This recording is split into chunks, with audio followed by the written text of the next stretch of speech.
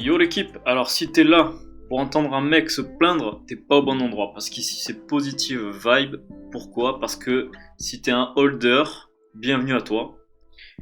C'est pas que j'aime pas les traders, mais la politique pour moi c'est hold. Voilà, je hold vraiment, je fais que ça. Je trade même pas, j'attends, j'augmente mon bag. Et pourquoi je fais ça? Parce que je vois les cryptos comme un placement personnel. Voilà, après, il y a des moments où il faut savoir prendre le profit. Dans des cas où on sent le besoin de prendre du profit, etc. Si on se sent personnellement engagé à prendre un profit. Mais voilà, moi, pour mon cas, en fait, c'est vraiment holder sur le long terme, sur voilà, peut-être plusieurs années. En tout cas, j'ai confiance au marché des cryptos, j'ai confiance dans les projets dans lesquels je mets mon argent, parce que pour moi, c'est une technologie qui est poussée vers l'avenir, en fait, tout simplement. Donc, je hold sur le long terme. Voilà, ça c'était la petite intro. Alors, on va parler du Baby Dodge, forcément. Le Baby Dodge, ces derniers jours, bah, il a chuté, comme tout le marché. On a fait une belle résistance parce que pour un mois de janvier aussi sombre, taper un 300%, c'est quand même, voilà, c'est une performance je pense, à saluer dans le monde de la crypto. Là, on se prend une correction de la mort, mais voilà, tout le monde se prend une correction. Voilà, il faut aussi faire abstraction de ce qu'il y a autour, hein, je veux dire, les Russes, l'influence du Bitcoin, etc. Nous, on est dans le Baby Dogecoin et on peut sortir de ces zones d'influence en fonctionnant, je veux dire, voilà, Baby Doge Army, nouveau holder, nouveau projet. Et en fait, finalement, on tend vers ça, vers l'avenir, c'est-à-dire que les altcoins, petit à petit, vont se détacher de l'influence du Bitcoin et des gros institutionnels.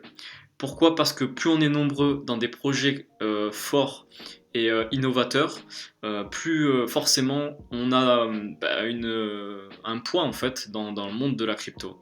Donc personnellement, je vais rester sur cet objectif de voilà, viser le long terme, améliorer ma communauté et améliorer la communication avec vous, voir qu'est-ce que les développeurs du Baby Dodge vont nous présenter et rester focus voilà, sur les projets personnels dans lesquels moi j'investis et faire abstraction des puissances qui jouent avec le marché.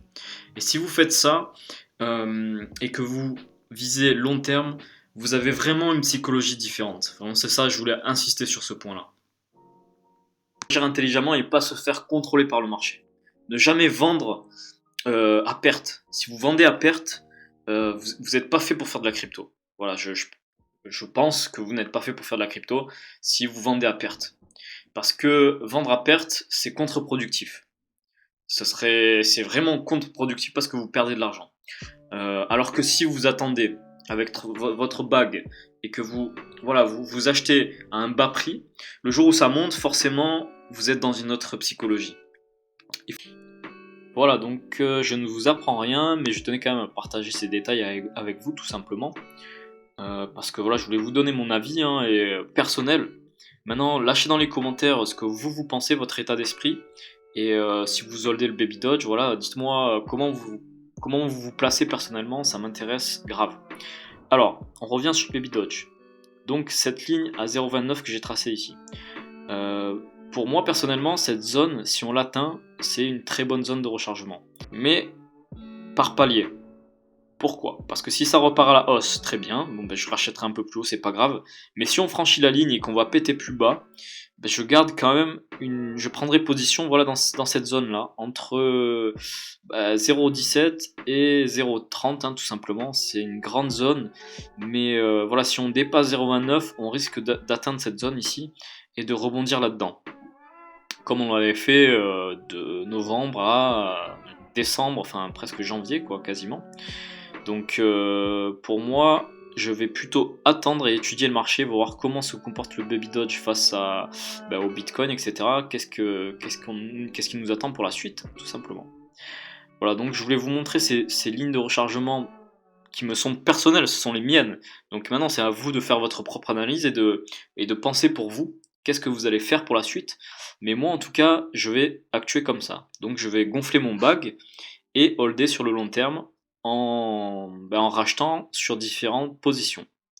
Voilà, ce sera pour moi en fait ma stratégie tout simplement. N'hésitez pas à partager votre stratégie, critiquer la mienne, enfin voilà, on est là pour échanger tout simplement. Voilà, c'est tout ce que j'avais à vous dire aujourd'hui. Gardez votre sang-froid et surtout, visons le long terme, holdons, faisons grandir le projet Baby Dodge et vous verrez que on va passer ce dip très facilement, on repartira à la hausse, enfin du moins je l'espère, je l'espère pour nous tous, mais c'est ce que je pense personnellement en tout cas. Voilà, merci à vous et on se retrouve très vite pour une prochaine vidéo.